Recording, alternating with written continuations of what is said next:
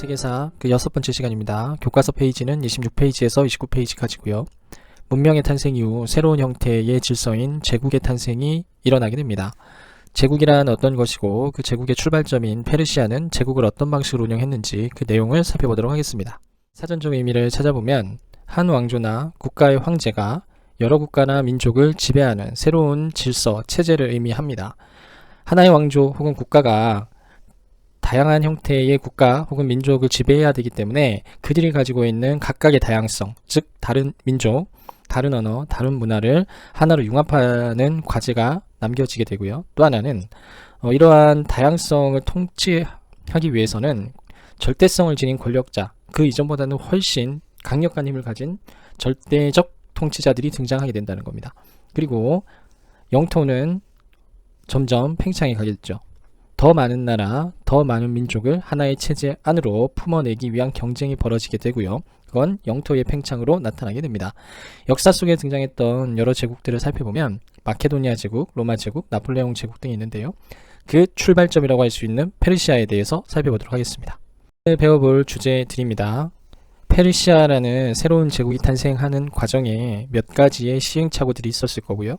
다양한 형태의 문화들이 우리에게 어떤 영향을 미쳤는지에 대해서도 살펴볼 필요가 있겠죠.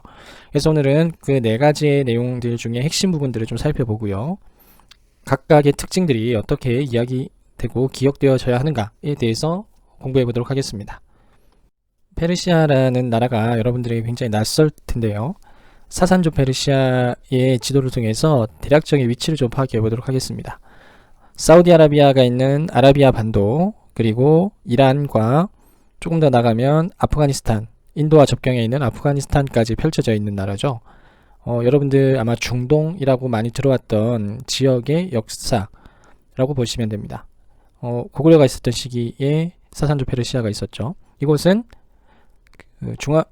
유럽과 중국, 아시아를 연결시켜주는 중간지대로서 동서무역에서 굉장히 중요한 역할을 했었던 곳이기도 합니다. 자, 그러면 조금 더 구체적으로 내용을 살펴보도록 합시다. 주국가에서 출발한 아시리아는 기마 전술과 철제 무기, 전차를 앞세워 서아시아 세계의 상당 부분을 통일합니다.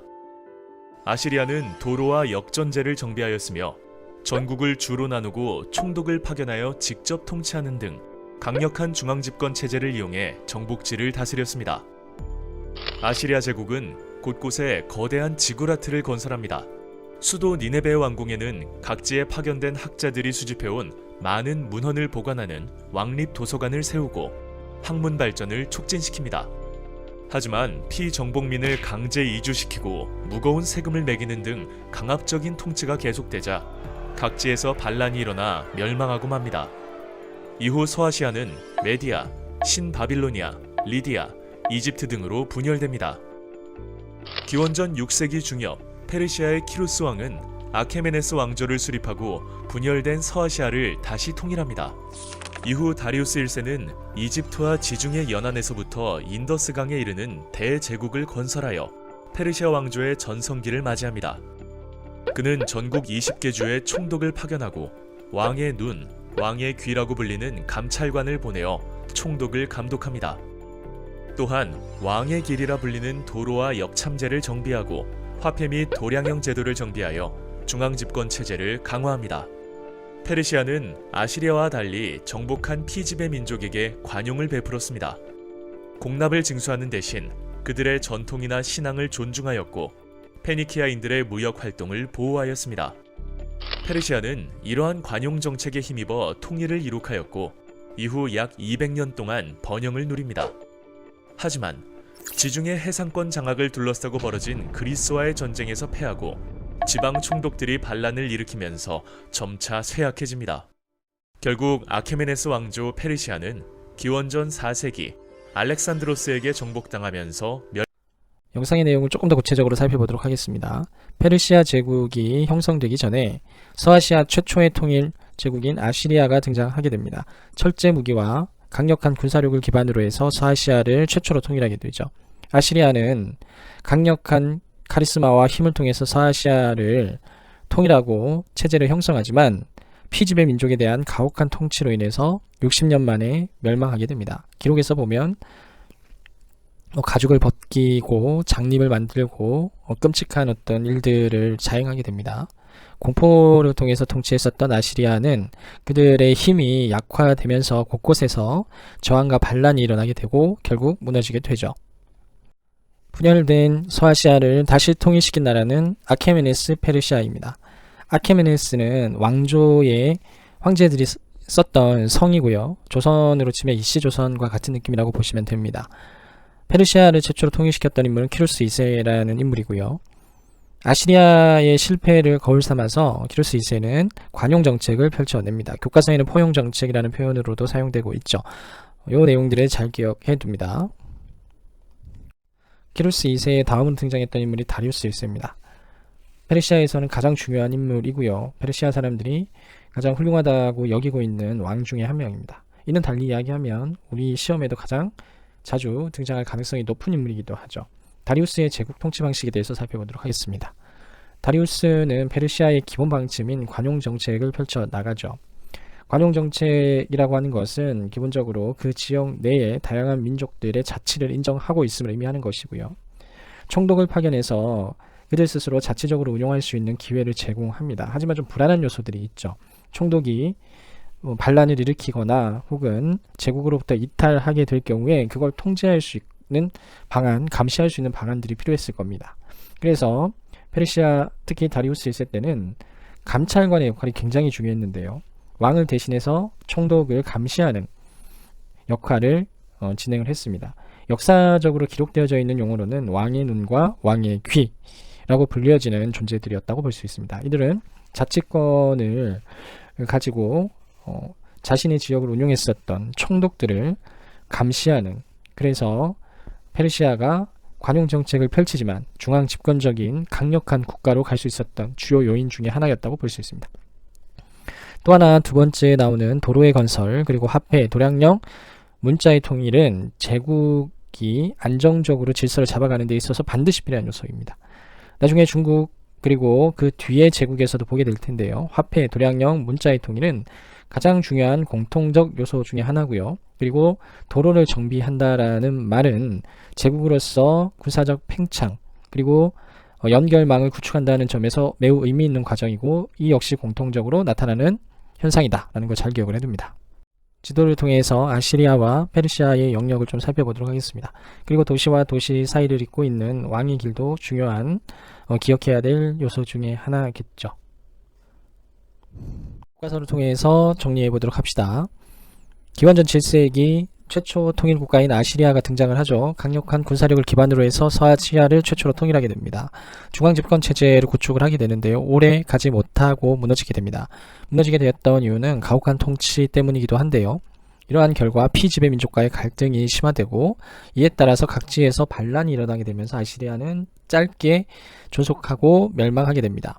새롭게 등장한 제국은 페르시아죠. 키루스 2세 때입니다. 포용 정책을 기억해 두시고요. 아시리아와는 완전히 반대되는 정책을 펼쳐 나갑니다. 페르시아가 성공할 수 있었던 주요 요인 중에 하나이기도 했었고요. 다리우스 1세를 여러분들 잘 기억해 두셔야 됩니다. 관용 정책을 펼쳤기 때문에 통치에 있어서 조금은 느슨할 것이다 라는 오해를 할 수도 있을 텐데요. 다리우스 1세는 감찰관을 통해서 총독들을 감시함으로써 보다 강력한 중앙집권 국가를 건설했었고요. 왕의 길을 건설을 하고 도량령, 문자, 화폐 등을 통일하게 되면서 강한 제국의 모습을 보이기 시작합니다. 하지만 이러한 페르시아도 시간이 오래 지나면서 총독들, 특히 지방에서의 반란이 빈번히 일어나게 되고, 이러한 공백을 이용을 해서 영웅적 인물 알렉산드로스가 등장하면서 페르시아는 역사 속에 사라지게 됩니다. 그 내용도 잘 기억해 둡니다.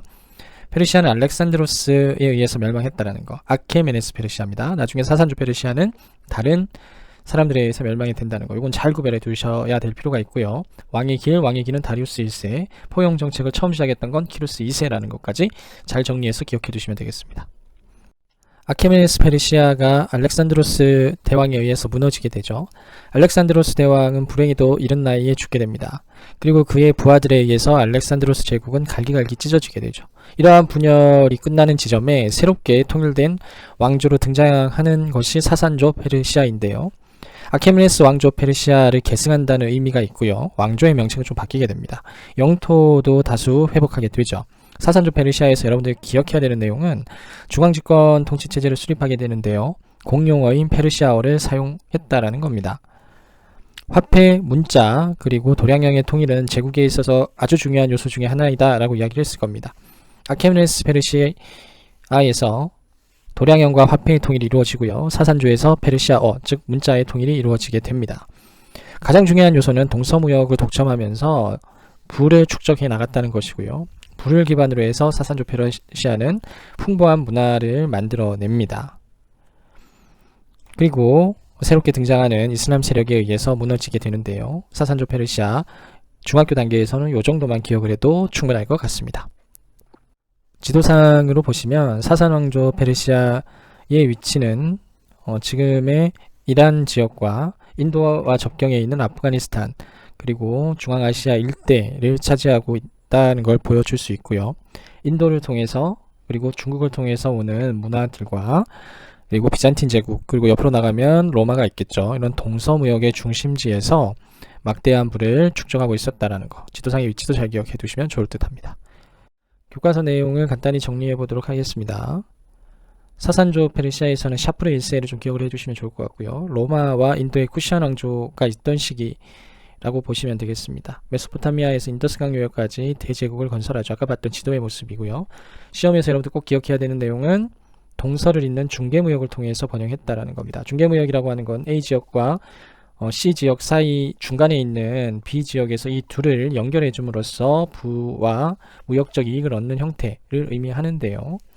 동서 중개무역을 통해서 막대한 부를 축적해 나갔던 게 사산왕조의 특징이라고 볼 수 있습니다. 그리고 이들은 이슬람 세력, 7세기 부흥했던 이슬람 세력에 의해서 멸망한다는 것까지 기억을 해둡니다. 아케메네스 페르시아는 알렉산드로스 대왕에 의해서 멸망했다면 사산조는 이슬람 세력에 의해서 멸망했다라는 그 차이도 잘 기억해 두시는 게 필요해 보입니다. 조로아스터교를 국교로 정하고 페르시아어를 공용어로 사용하였으며 지방의 총독을 파견하는 등 중앙 집권 체제를 확립합니다. 또한 동서교통의 요충지를 차지한 지리적 이점을 이용하여 중개무역으로 번성합니다. 그러나 비잔티움 제국과의 계속된 전쟁과 왕실의 내분으로 인해 국력이 점차 쇠약해지다 651년 이슬람 세력에 의해 멸망합니다. 아케메네스 왕조는 불을 숭배하는 조로아스터교를 널리 믿었습니다. 조로아스터교는 이원론의 입장에서 이 세상은 선과 악이 싸우는 투쟁의 현장이며 인간은 선의 신의 은혜로 최후의 심판을 통해 천국으로 갈 수 있다고 믿었습니다. 천국과 지옥, 죽은 자의 부활, 그리고 최후의 심판 등의 교리는 이후 유대교, 크리스트교, 이슬람교 등에 영향을 끼칩니다. 아케메네스 왕조에서는 여러 민족의 문화를 융합하여 국제적인 성격을 띤 문화를 이룩합니다. 특히 건축과 공예 부문에 뛰어난 작품을 남겼으며 페르세폴리스에 남아있는 유적과 유물에는 페르시아가 정복한 여러 나라의 문화가 반영되어 있습니다. 사산왕조 페르시아에서는 세계주의적 종교인 마니교가 나타납니다. 마니교는 동방에서 전해진 불교와 서방에서 전해진 크리스트교 등의 외래 종교가 조로아스터교와 융합하여 성립됩니다. 마니교의 가르침은 크리스트교와 불교 사상을 수용하여 현세를 부정하는 금욕주의와 정신주의적 성향이 강했고 당시 국가와 결합하여 세속화가 진행되던 조로아스터교와 대립합니다. 사산왕조 페르시아에서 이단으로 탄압을 받은 마니교는 중앙아시아와 중국에 전해집니다. 페르시아 문화는 사산왕조 시대에 번영하여 서아시아 문화의 중심으로 자리를 잡았습니다. 이 시기에 건축과 공예 분야에 뛰어난 작품을 남겼으며 특히 은그릇, 유리그릇, 견직물, 도자기의 기술과 양식은 서아시아 세계는 물론 동쪽으로는 중국, 영상을 통해서 페르시아 문화에 대해서 좀 살펴봤는데요. 그 내용들 간단히 정리해 보도록 하겠습니다. 페르시아는 동서 문화를 중개하면서 성장한 나라이기 때문에 동양과 서양의 문화가 모두 공존했던 지역이기도 합니다. 페르세폴리스 궁전, 그리고 공예기술, 양탄자 등은 이러한 페르시아의 공존의 문화, 그리고 국제에서 통용될 수 있는 국제적 문화의 대표적인 사례라고 할 수 있습니다. 유리공예도 마찬가지인데요. 비단길을 통해서 유리공예품들이 서쪽으로는 로마, 동쪽으로는 중국과 그리고 그 옆에 있는 우리나라까지 전달이 되는데요. 당시 삼국시대 백제 신라 고분에서는 페르시아의 유리공예품들이 많이 출토되고 있기도 합니다. 가장 중요한 포인트가 조로아스트교죠. 짜라투스트라라고도 이야기를 하는데요. 불을 숭상하고 있는 종교이기도 할 겁니다. 그리고 우리가 흔히 알고 있는 천당과 지옥이라는 개념이 여기서 처음 등장하게 되고요. 선과 악의 대결이라는 우리가 소설이라든지 많은 문학 작품에서 보고 있는 그러한 구도 역시 조로아스트교를 통해서 처음 등장하게 됩니다. 그리고 그 다음에 등장하는 세계 종교들, 기독교, 이슬람교의 기초를 제공해 줬던 건 역시 조로아스트교다라는 거 잘 기억을 해두시면 좋을 듯 합니다. 교과서를 통해서 정리해 보도록 하겠습니다. 페르시아 문화의 가장 큰 특징은 융합인데요. 그리스, 인도, 이집트 등의 문화가 융합이 돼서 독특한 문화를 발전시킵니다. 이러한 문화적 특징을 국제적 문화라고 이야기하고 있기도 하고요. 페르시아 문화는 비단길과 초원길을 통해서 서쪽으로는 로마, 그리고 동쪽으로는 아시아까지 연결이 되면서 국제적 성격을 뚜렷이 보이기 시작합니다. 페르시아에서 가장 중요한 건 조로아스트교라고 보시면 되고요. 조로아스트교는 아케메네스 왕조 때 창시됩니다. 이거 잘 기억을 해둡니다. 아케메네스 왕조 때 창시가 되고요. 나중에 사산 왕조 때 국가 종교로 정착하게 된다라는 거, 그 차이 잘 기억을 해두시면 되겠습니다. 조로아스트교가 가지고 있는 특징들을 보시면 유일신 아후라 마즈다를 신봉했다라고 하는데요. 유일신이 되게 중요합니다. 페르시아 지역 이전에 메소포타미아는 다신교를 신봉했었죠. 근데 조로아스트교가 등장하게 되면서 다신교는 유일신 사상으로 바뀌게 됩니다. 이러한 유일신은 유대교나 그리스도교에 영향을 미치게 되는데요. 유일신이라는 말은 신은 하나라는 거고요. 여러분들 기독교인들도 있을 텐데요. 하느님은 하나뿐인 존재죠. 이러한 생각들이 조로아스트교로부터 처음 등장하게 된다라는 거 기억을 해둡니다. 그리고 불을 굉장히 중요하게 생각을 했었고요. 사후세계의 선악의 개념, 천당, 지옥 이러한 개념들이 기독교나 이슬람교에 크게 영향을 미치게 된다는 것까지 기억해 두시면 좋을 듯합니다. 사단왕조에서 기억해야 되는 내용은 조로아스트교가 국교로 성립했다는 겁니다. 국교로 성립한다는 말은 국가 전체가 이 종교를 믿어야 된다는 강제성을 지녔다는 거죠. 아케메네스 왕조 때는 그러한 강제성은 없었습니다. 조로아스트교라는 게 처음 만들어졌다 정도였고요. 사산 왕조 때는 훨씬 더 강화돼서 국가의 모든 사람들이 조로아스트교를 믿어야 된다라는 걸로 바뀌게 된다는 거 기억을 해둡니다. 그리고 조로아스트교의 성경인 아베스타 역시 기억해두면 좋겠죠. 자, 그러면 오늘은 여기서 수업 마무리하도록 하겠습니다.